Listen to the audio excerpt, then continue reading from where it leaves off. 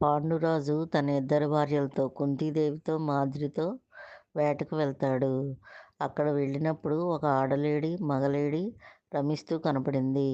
పాండురాజు బాణాలేశాడు. అవి రెండూ చచ్చిపోయే ముందు మనుషులుగా మారిపోయినయి. అప్పుడు పాండురాజు వాటి దగ్గరికి వెళ్తాడు. అది పడిపోయిన లేళ్ళు. కిందమ మహర్షి అతని భార్య.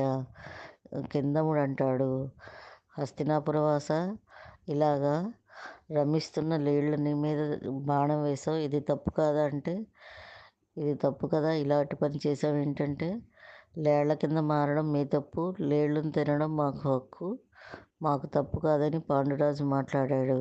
అప్పుడు కిందమ మహర్షికి కోపం వచ్చి, నువ్వు కూడా నీ భార్యతో రమిస్తున్నప్పుడు చనిపోతావు, నువ్వు నీ భార్య అని కిందమ మహర్షి శాపాన్ని ఇచ్చాడు.